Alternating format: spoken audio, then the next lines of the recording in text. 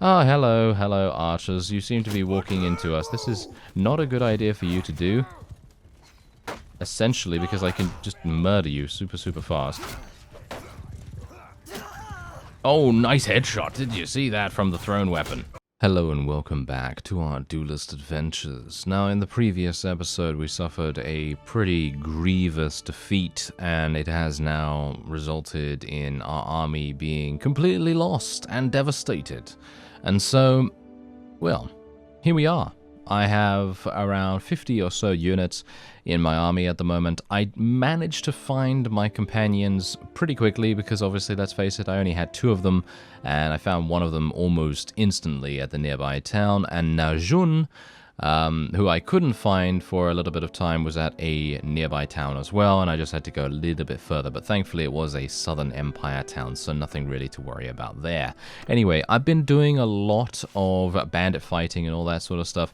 I'm going to show you my army after this, and I actually thought that it might be quite interesting for those of you that have never seen anyone actually get their army back up and running from zero, because obviously most people, they probably will not suffer a defeat as bad as I did. At least they won't show it, you know what I mean? So generally, that's kind of what I wanted to highlight. I kind of wanted to highlight exactly what happens when a higher level character actually does end up losing their entire army, and what you can actually do to regain that in a reasonable amount of time. And I'm not talking about being super quick about it, but being decently fast. And so I thought that I've never really done that, I don't think. I think that I've mostly in previous series already had a garrison, and I'll get to that in just a second as well, because I was having a look at my wages earlier and I noticed something a bit weird about it. But anyway, that's a different subject for after this particular bandit hideout raid. Anyway, the point is, I don't think I've ever really shown getting my army back on its feet, because I've usually had a garrison, I've usually had a number of backup units available, and I don't have that this time. And so I've had to do this completely from zero, and it has been illuminating, to say the least, because it is actually quite, I'm not going to say fun, because let's say, I would say, I'm not really sure whether I could explain it as fun, because generally I actually do find it quite fun, because it kind of sets the clock to zero, you know what I mean? It kind of resets everything, and then expects you to kind of experience the early game again. And I personally really enjoy the early game of a save in Warband, in Bannerlord. I love the I'm not sure whether to call it a struggle either, because some of the time it's not really a struggle, but it is generally thinking about a variety of factors. You got to think, am I going to be able to defeat these bandits? Am I going to be able to defeat this guy in a 1 versus 1 duel? I will try. Well, that was easy enough. But anyway, the point is, those are the kinds of thoughts that you're going to have when you hit the reset button. And I personally feel like they're really cool, because even though it is a terrible thing to lose your entire army, yeah, I mean, let's face it, you really don't want to do that, ever. That's really not something that you want to have happen, because then it's going to result in a huge amount of busy work and annoyance and stuff like that. However, I feel like it does actually have a purpose, and it kind of breaks up the monotony quite a bit, because if you think about it, do you really want to be just doing, I don't know, doing sieges and doing battles and so on against vassals the entire time? I don't know. I think maybe yes, okay, yeah. I think you probably do want to be doing that most of the time, but you kind of would like a little bit, maybe, to break up the tedium of that, because otherwise it's just going to be, well, just siege followed by vassal battle, followed by siege, followed by vassal battle. And if you have an overwhelming opponent, or shall we say an overwhelming, not a non-opponent, overwhelming army of your own, then it's going to be very... Well, it's going to be like, oh, I have this army with maximum tier troops, and I have, you know, I don't know, 400 of these guys. Well, I can't possibly be destroyed. You know, it would get a little bit tedious there. But anyway, this is a minor pillaging stack. This is the kind of thing that I've actually been looking for, and I haven't actually seen any of these just yet. I was able to intercept someone from the northern... was it Northern Slavers or something like that? I'm actually not entirely sure. I am not going to be heading in here, and there's a good reason for that as well. I'm literally just going to be auto-resolving this. And auto-resolve has been a huge savior for me at this point. And that is basically tip number 1. If you are someone that may get themselves taken prisoner often, like I might be sometimes, then you definitely want to focus on auto-resolving whenever you can. And that's pretty much it. Just any battle that you come across. I'm also going to be ransoming all of my prisoners because we are indeed going to be gaining more and more of them, and there's no real need for me to really keep them around because, let's face it, we can always recruit from towns and everything. This is not a good example of that, so don't don't look at that. Don't look at that. Thank you. Anyway, the point is, you're going to get these kinds of situations where you can just auto-resolve. Boom, you got nothing, you got no casualties from that, but you gain a good amount of loot. Not too bad. But look at the party. Look at this. They're leveling up like no one's business, and I already have a bunch of tier 3, tier 4 units. I even rescued an Imperial Cataphract, by the way. I rescued this from a party of from a bandit camp, basically. I did a bandit camp raid without the quest, I believe, and I just happened to rescue them. So it was just dumb luck, pretty much, because you can't actually tell anymore if there are people inside, if there are any prisoners or anything like that. Okay, so these guys need draft. I'm not entirely sure whether I really want to do this. What do you need? 26 mules? 26 mules? No, you can get your mules somewhere else, thank you very much. How irritating. Yeah, I only have 7 mules at the moment. As you can see, my inventory capacity is absolute... Ugh. It's just absolute garbage. It really is. But what I've otherwise been doing is taking a look at basically every single village, going into every single one, seeing if I can recruit units there. If I can't recruit units there, then I'll see if there are any tasks. If there are no tasks, then I will just move on. There's a caravan ambush. I don't really want to do caravan ambushes in general because usually they're going to result in fighting units that are maybe a little bit too strong for my current army composition, and that's just generally something I want to try and stay away from. Anything that kind of gives us a disadvantage of any kind, pretty much. You know, that's the kind of thing you want to stay away from. These guys, however, if you take a look at them, look at this.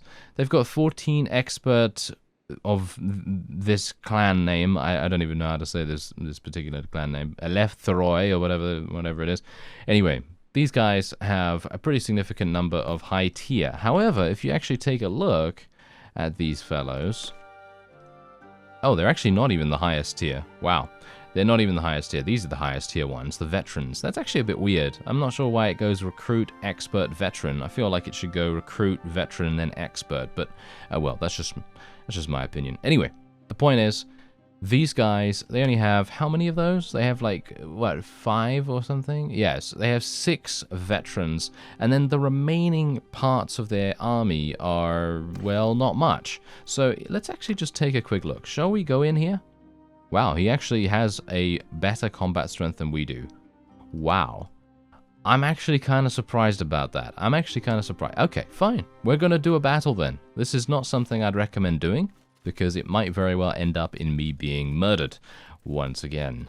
And I have spent quite a bit of time off screen already. I've spent maybe about an hour and a half trying to just, you know, see the lay of the land and so on, and see what's actually going on with where I can recruit people, where my greatest relationships are in terms of the villages.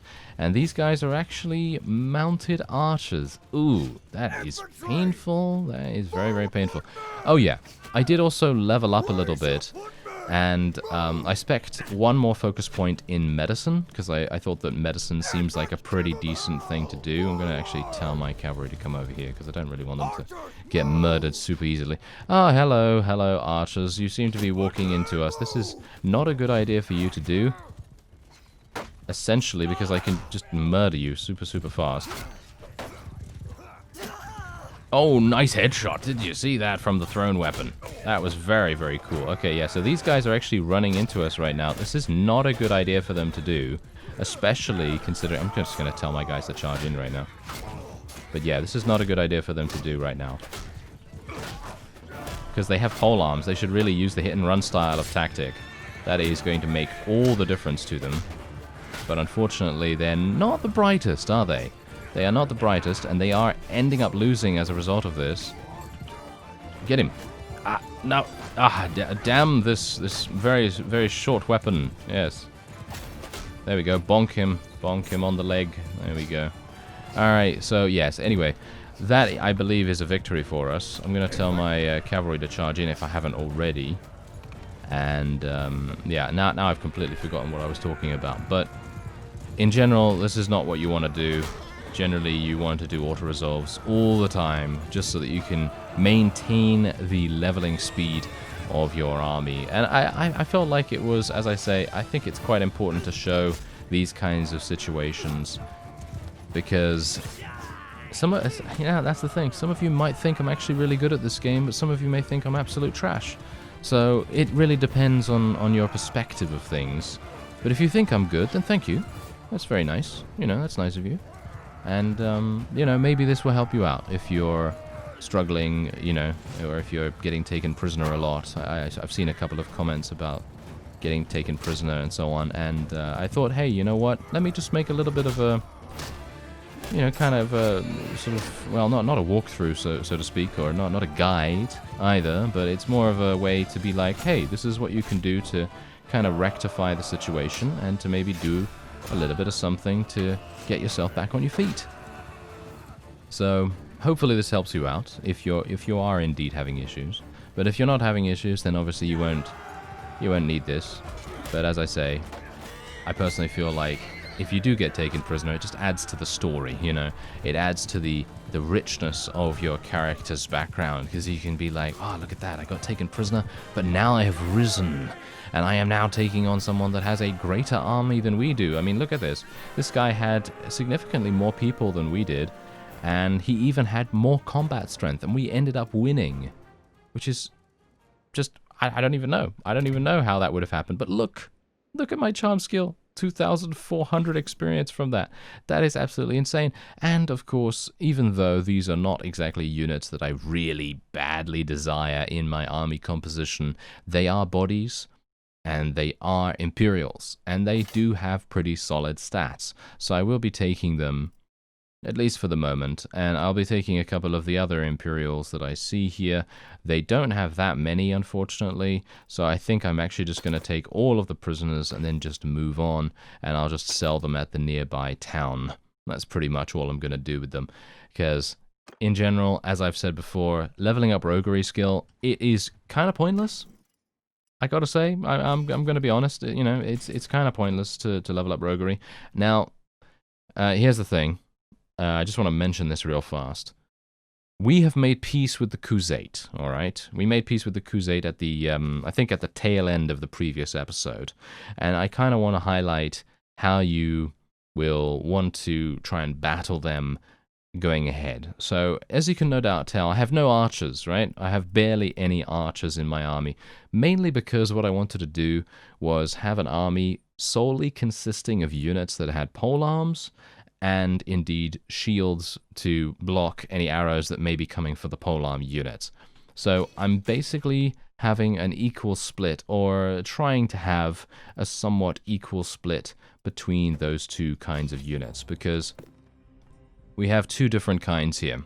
Basically, I want to have these guys, I want to have the Manavliatons, and then we also want to have the Veteran Infantrymen, because they both have the same amount in polearms, but one of them focuses much more on using polearms with two-handed, so you really do want to have a decent shot at destroying all of those mounted units, and being able to have those polearms at the ready whenever you need them, especially in a formation like circular formation or shield wall formation or whatever the case may be. They're always going to be very, very useful. Anyway, there you go. This is a skill point in roguery. I mean, we're not going to get much in roguery at this point, which is not really my goal, but getting roguery skill is going to help us to level up a little bit faster. It's not really going to help that much, but just a little. Just a little.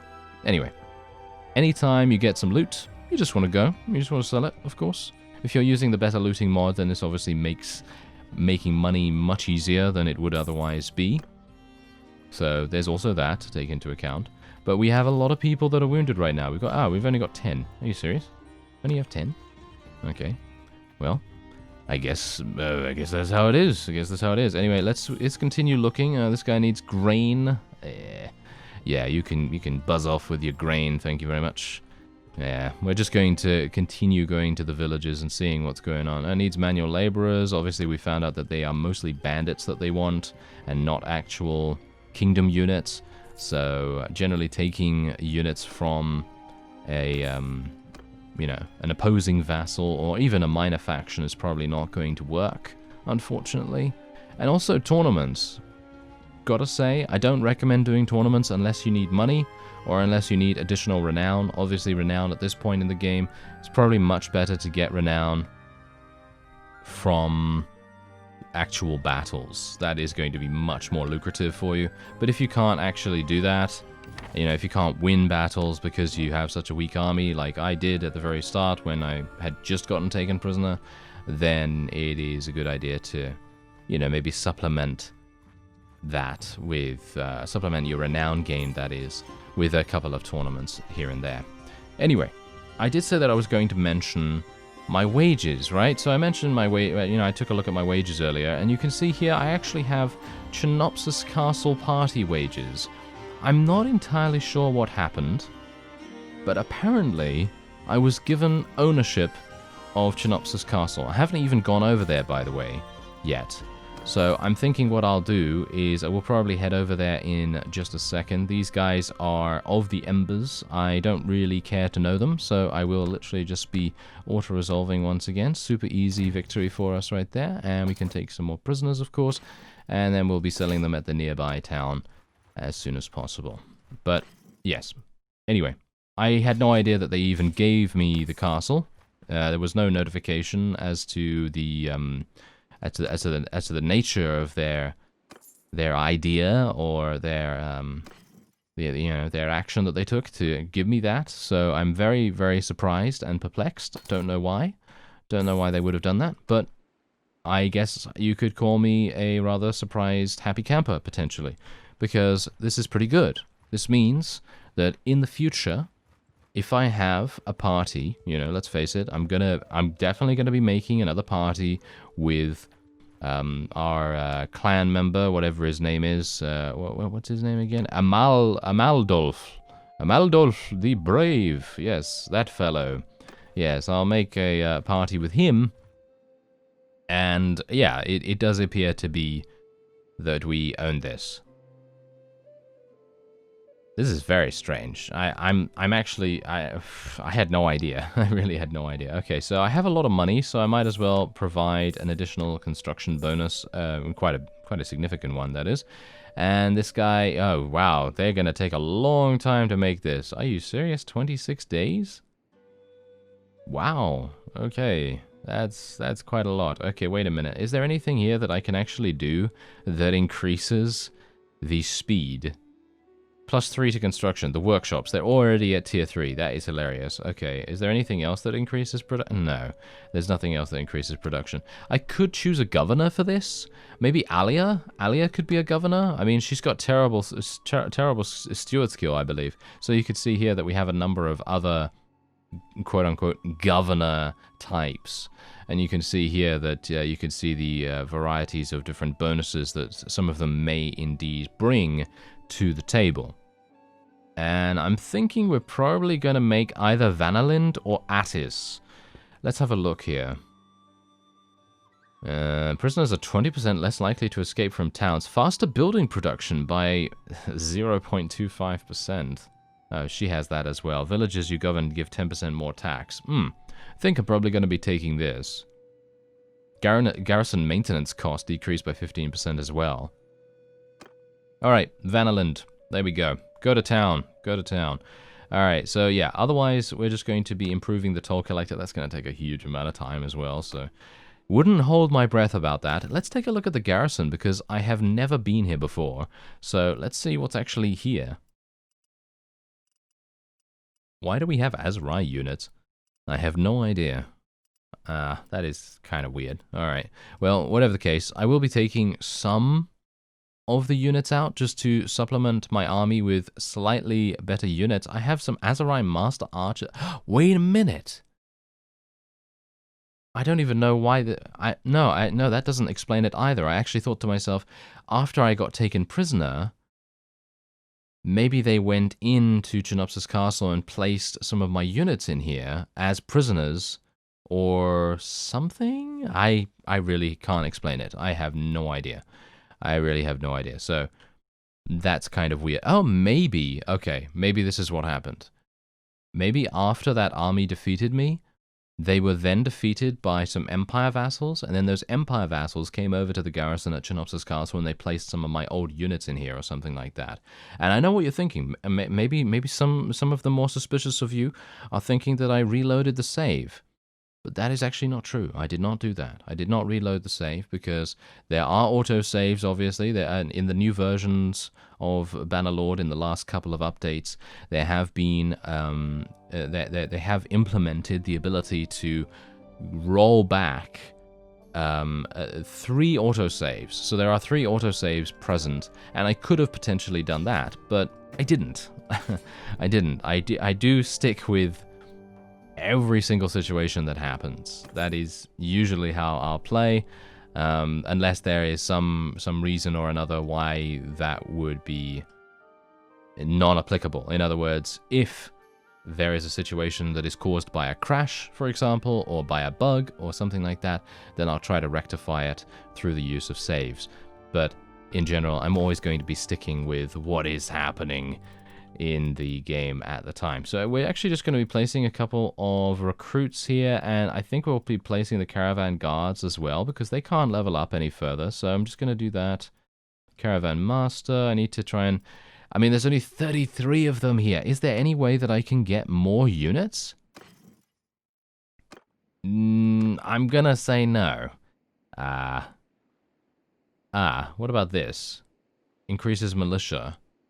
That might be good, because we have 135. The garrison is only 33 strong. That is so terrible. That is really, really bad. Anyway, as I've said, I do tend to stick with the situation no matter what happens, because I feel like that really does add a whole bunch of flavor to the series in itself, because if I'm just running around with a strong army the entire time, it gets a little bit, gets a little bit boring, a little bit tedious potentially.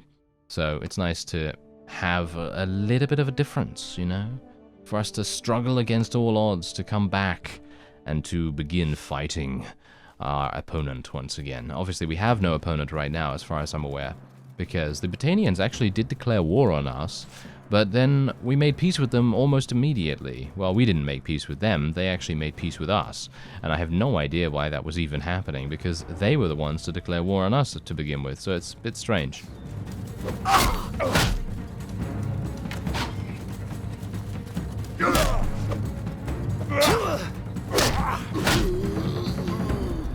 Ooh, I really love running around really fast. Oh. Get him. Get him. I can't believe he blocked that. Wow. Good job, Forest Bandit. Yeah, now this is also why I very much enjoy the whole reset button experience, because you get to go into areas that you wouldn't otherwise go into, because let's face it, why would I go into a bandit hideout if I'm the leader of an army that is 200 strong? There's no reason for me to go into a bandit hideout to do these things. However, as we are now, there is a reason, you know. Going in here is going to give us relation with the notables in the area. It's also going to give me an opportunity to get into more one-on-one or three-on-one or maybe, you know, significantly more on one situations. And that's going to give me even more one-handed weapon proficiency, which is exactly what I want. And these and it actually gives you that progression feeling as well, because if you think about it, you never really get an opportunity to see how strong your character is in comparison to how it was at the very beginning of the game. Because you're always looking for tougher and tougher opponents. And eventually, you are going to be as strong as I am right now. Obviously, I'm not that strong. I'm decent, you know.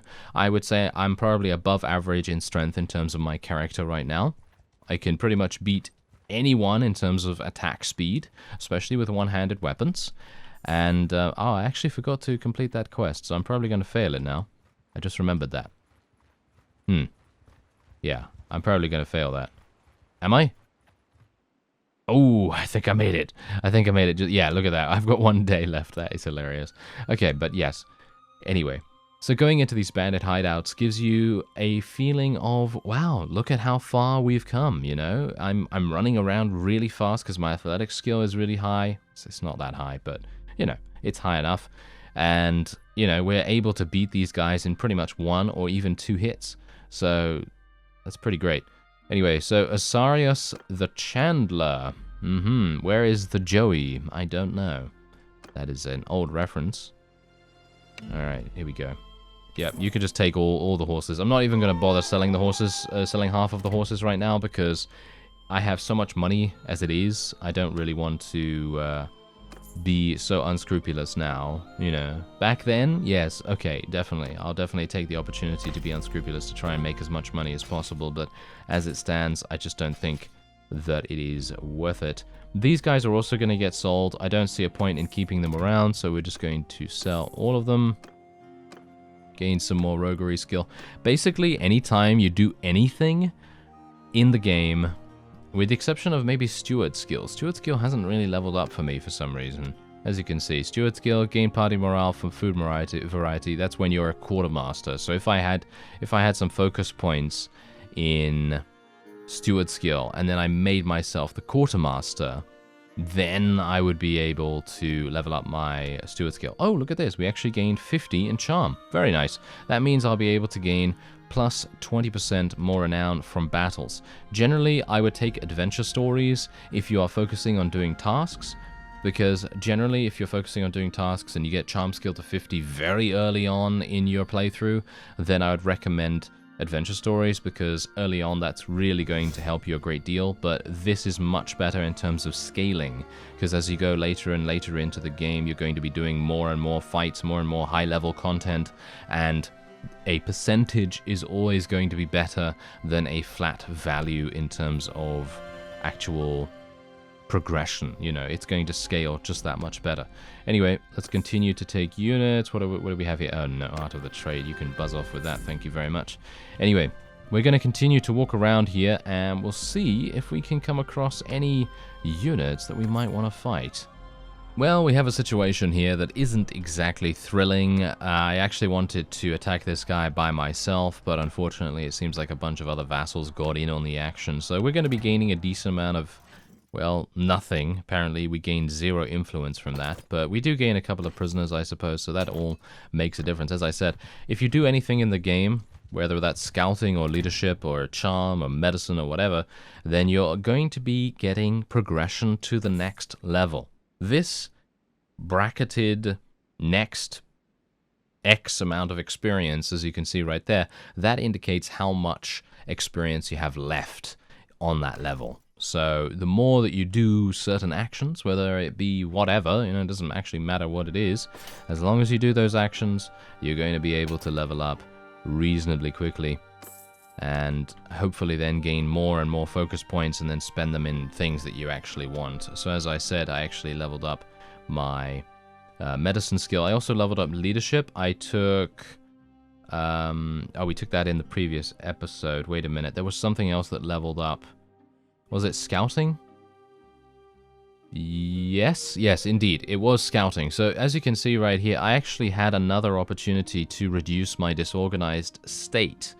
And that is very good, because being able to move through steppes or forests, reducing food consumption by 10%, don't really care about that, to be honest. I think that is probably one of the most pointless abilities. I think if it was a more significant percentage, then yeah, okay, I think that's definitely good. But 10%, it's fine. It's a good passive, but it's not going to break the bank, as it were. However, the 20% reduction in disorganized state recovery duration, that's definitely what you want to go for. That's really, really nice. Otherwise, the other option that I had was when moving through steppes or plains, you have a 5% chance of finding a mount daily. Right, okay. I'm not sure how good this is. I've not tested it out. I don't even know whether it's working. But yeah, that's a pretty interesting one, and this is the kind of thing I actually want to see more of. However, I think a 5% chance is a bit too low, but maybe that's just me. I think maybe a 25% chance would be cool. But it could be exploited quite a bit, and people might take advantage of it just by literally running around and finding extremely valuable horses or something like that. But you do have to get to 175 scouting, which is pretty significant, so you do have to bear that in mind. Some of these are gated behind very, very big skills, or should we say skill levels. And it's going to take a long time for a new character that needs the money from a horse sale to even get to 175. So, I feel like it's balanced in that aspect. Because even if you are someone that wants to make money from selling horses or something like that from that particular skill, if it was indeed 25%, then maybe it's just going to give you a saddle horse, Maybe it's going to give you something that's not particularly useful. Maybe they won't give you war horses. If they give you war horses with that skill, then that is great. Ooh, the ideas are flowing freely in my mind right now about that whole thing. Because literally, if you're a Crusade, right? If you're a Crusade and you have 175 in scouting skill, and you have a slightly higher percentage chance in that skill, then you're able to produce war horses at a reasonable rate just by running through plains, which is probably the regular area for the Crusade, let's face it. And then you're going to be able to level up all of those wonderful, wonderful, noble horse archers, and they're going to be absolutely devastating to the opponent. Anyway, we're not actually at war against anyone, as you can see right here, so I'm just taking the opportunity to sort of level up my scouting, as you can see right here, and obviously to do some battles against additional cultists and random neutral units as well. Wait a minute, I think I saw a unique party. Oh, it's a training group. Nah, don't really want the training groups, thank you very much. But yeah, I'm just hoping that I might be able to find some neutral parties that might actually give me a decent amount. As far as I'm aware, usually there's a bandit hideout down here, and maybe the village wants to give me a quest for it. That might be quite nice. Ooh, what do we have here? Hello there, Bertold. Okay, let's have a look. Alright, this guy... Oh, he's got 24 Valandian sharpshooters. Ah, dear. Alright. Seems like he's untouchable for us at the moment. I mean, we don't have any recruits remaining. Do bear that in mind. We have no recruits remaining. However, we don't have any rangers of our own. I mean, we have we do have some recruits, actually. Let's start leveling a couple of archers. I feel like leveling some archers would probably make sense now. Not going to be taking these hidden units, even though the hidden units are quite fun to see in battle. They are pretty bad in terms of stats, so I probably won't be taking those. I feel like they're maybe a bit of a waste. These guys might actually be faster than me as well. I'm not even entirely sure. I think they might be. Wow, that would be kind of harsh. Ugh, deliver the herd. Don't really want to do any deliveries anymore. I would like to be able to find some rather high-tier parties, but not as high-tier as that guy, because obviously that guy is trying to run after a party with 0 people in it. It's kind of weird. Anyway, as you can see, he has 24 Valandian sharpshooters, and I don't think... Whoa, he's got Wait a minute. Let me actually just have a look here. Stygian heroic line... Oh, wow, okay, he's got some extremely high-tier units. Okay, well, we're gonna save Mr. Bertolt for later, and maybe, just maybe, we might be able to take him on.